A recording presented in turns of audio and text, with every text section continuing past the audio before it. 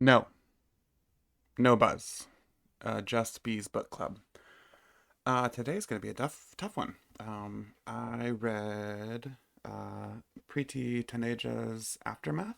It is it is published by Transit Books. I have a little logo down there. It is part of their Undelivered Lectures series, which I quite like. I found out when I requested a copy of this from them that they actually are headquartered like 4 blocks away from where I work, which is weird. Did not know that. They're very lovely, have responded to all my requests for comps very positively, and um, well, so let's see.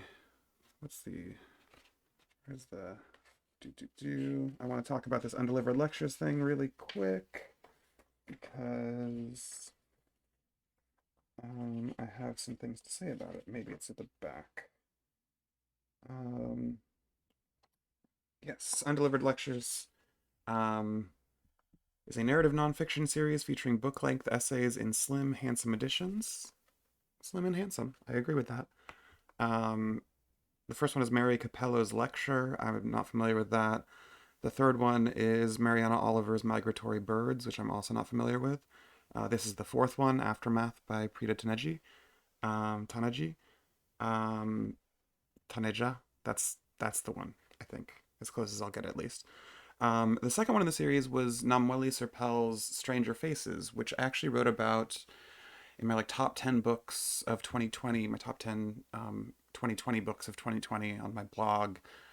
It was my number 10 because it was so specific. And that one is about sort of reading stranger faces through fiction and emoji and stuff like that. So there's a chapter on emoji, there's a chapter on Joseph Merrick, which does a lot with David Lynch's Elephant Man film. Um, there are a handful of other chapters. It's been a minute, but like that one, I really love that book because it was just such a specific, close read of a specific concept, and it was a thing I didn't think I could like. I didn't know what to do with, so it like just kind of ended up on number 10 on my list. It's just a joy of reading someone read things, kind of thing, which I love, but I don't know how to, recommend to other people really. Uh, and I ended up finding her previous book, Namali Serpel's previous book, The Old Drift, and I actually have it around here somewhere. Give me 1 second.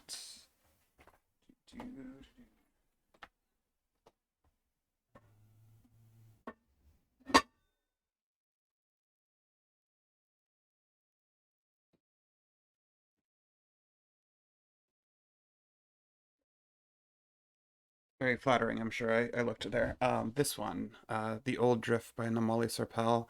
I like don't read these kinds of books very often. It's like, what's the three families, 4 generations, fates collide as a nation is born and drifts toward ruin, or is it revolution? It's like, yeah, it covers like 4 generations of people in Zambia. It does the whole like jump timelines thing. It even has the old thing that actually gets mentioned in Aftermath. The post-colonial novel always has a family tree. Is a bit that that uh, that Preeti talks about in Aftermath, and yeah, we have a big old family tree. My camera's not going to autofocus on that, and I'm not going to deal with it. But um, yeah, not the kind of book I often go for, but I completely fell in love with it. It's like formally very interesting. It's sort of like has a Greek chorus of a swarm of mosquitoes, which again, I'm gonna like just say things that I think are interesting here, even if they would constitute a spoiler. I will probably stop appending this fact in the near future. But yeah, there. So it ranges from like the late 1800s to the mid 2020s, probably. I think is roughly correct. Um, and there is a big climactic scene at the end of the Old Drift where um, drone mosquitoes become a thing, and this mosquito swarm that has been sort of your Greek chorus, interstitial narrator, like interstitial omniscient narrator throughout the book, becomes something both biological and technological, and I think it's like one of the coolest like twists, I guess. It's just like such a smart little thing in a book that's full of brilliant things. So I'm very glad to have read Stranger Faces to let me to that, and now I'm gonna talk about the book that I'm talking about. Um, this one was rough for me. It was. I feel like I've been ambivalent about things recently on episodes, but this one, like, yeah. I think there's a thing I'm trying to do that I'm trying to talk about here that I'm not going to do a good job at, and I'm just gonna have to accept that and do what I can for no one and put this out so that no one will watch it.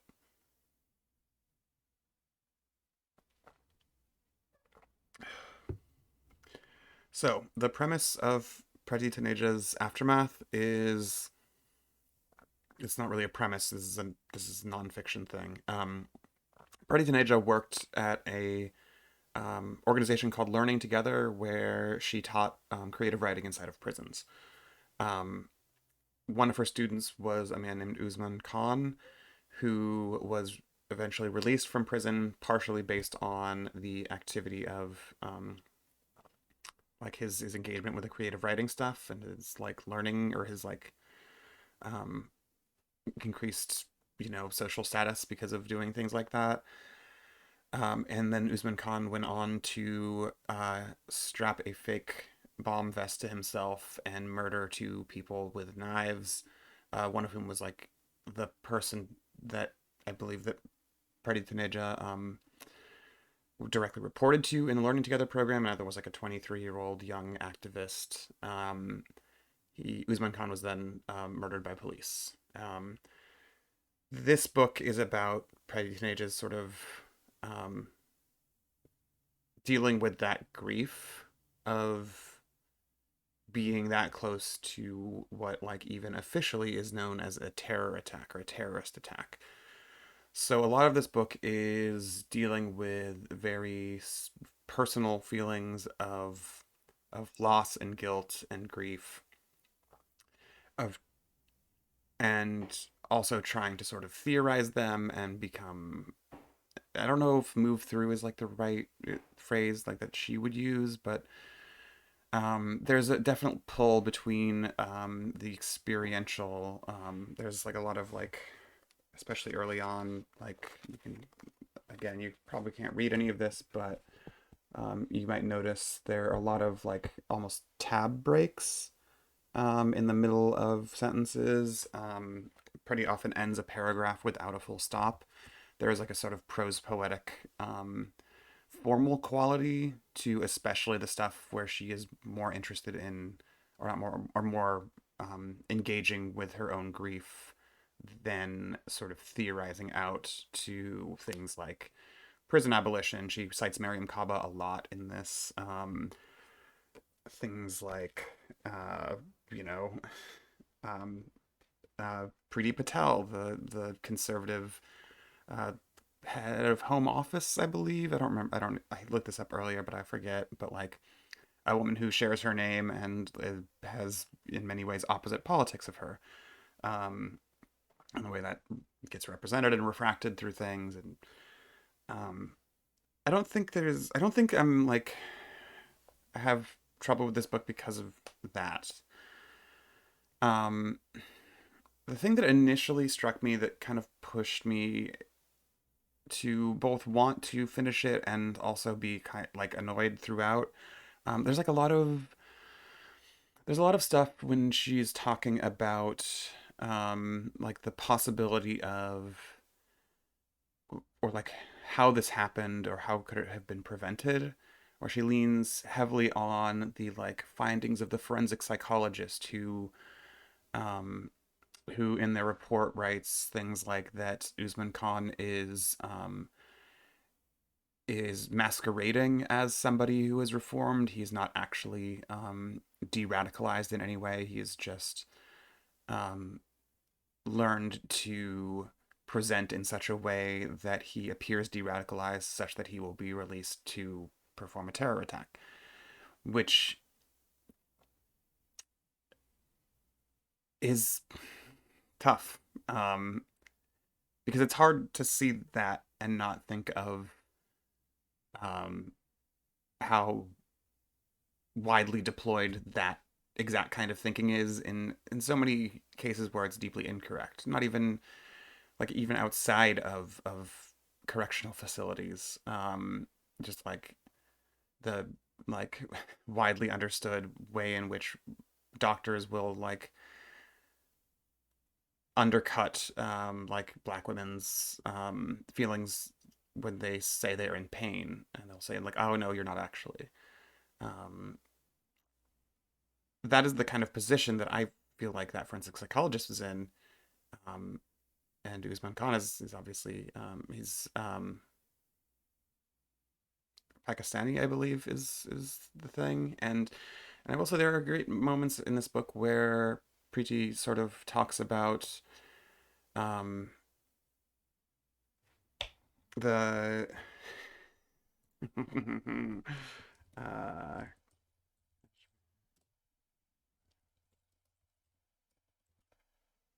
um,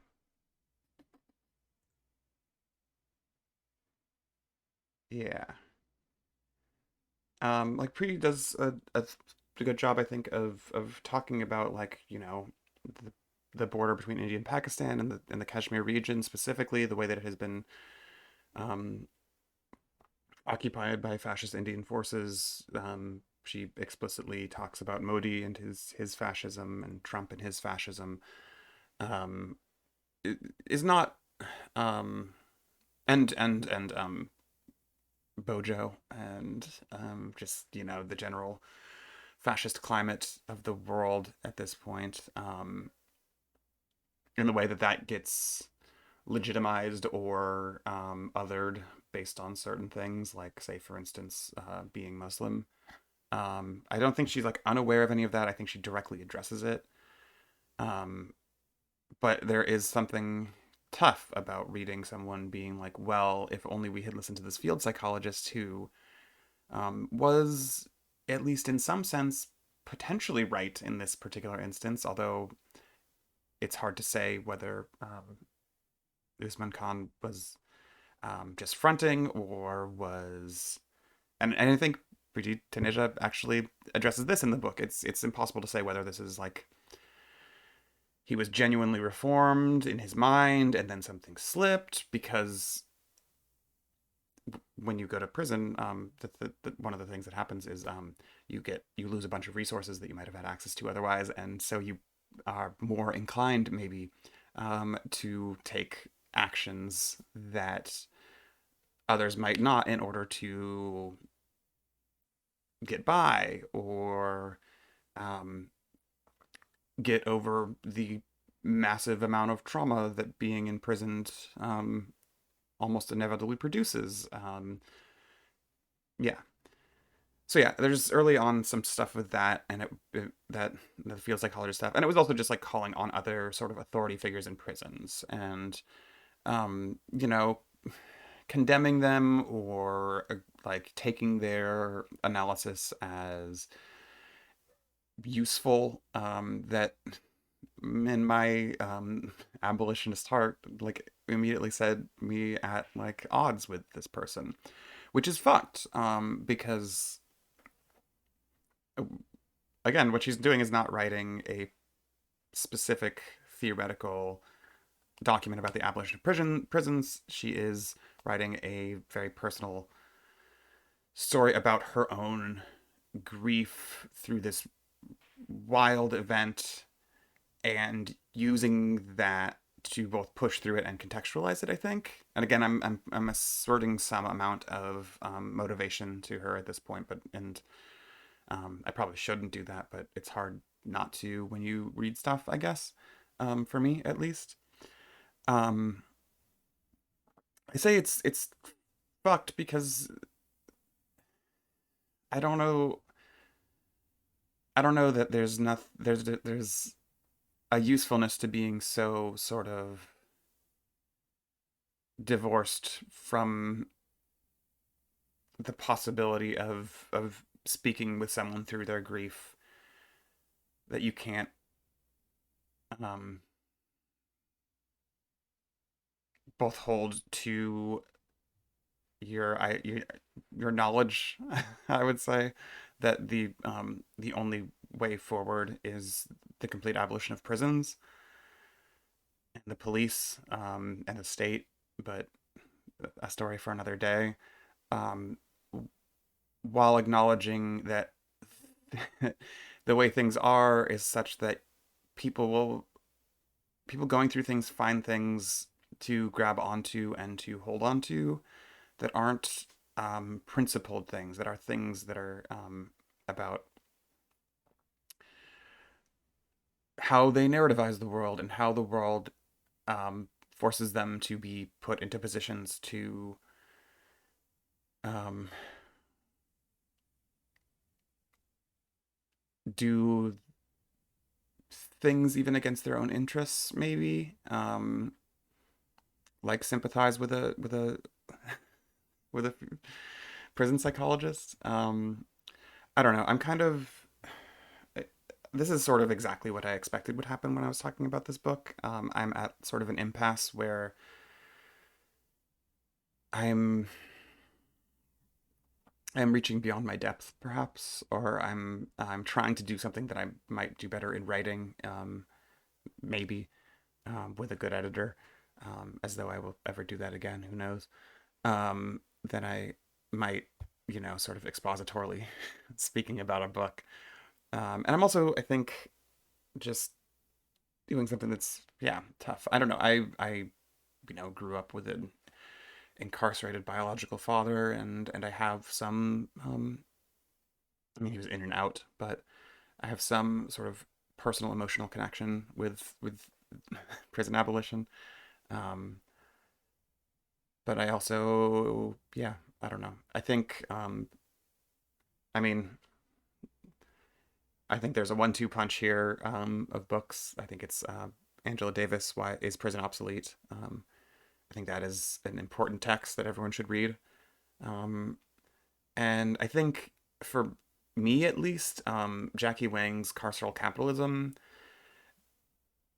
does sort of what Aftermath is sort of in the same world as it. Carceral Capitalism is a very theoretical text. It does at points get heavy with the Marxist jargon, as it were.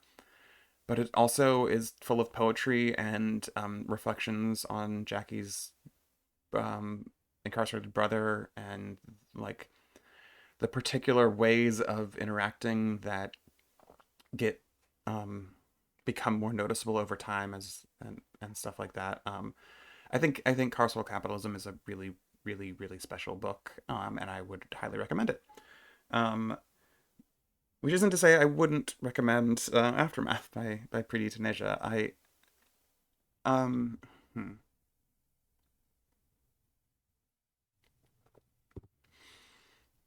So one of the things I got caught up in there in the earlier bit, that before I stopped myself and started recommending other books, is that it is very hard to engage with this without talking, I think, about a real person in the world. And I have no like capacity to speak to Preeti as a person. She seems incredible. I think we would be comrades. I I mean, yeah, like if there was something I was doing like spectology at this point, I that encompassed a lot more. I would like really love to like chat with her about stuff, and not like, gotcha interview her, but just like really there would be things I would really like to talk to her about, I think. And I think that's really positive. I think that's also, parasocial or whatever. But I think as a whole, I don't know. I think this book is really I think this book is really special to me because I rarely have this amount of conflict with a book, I guess. There are books that I read and I go, ah, fuck you.